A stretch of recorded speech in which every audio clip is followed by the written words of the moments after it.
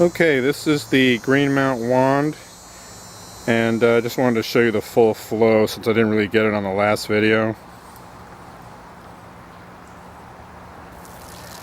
So that's what it looks like when it's pretty much at the full volume.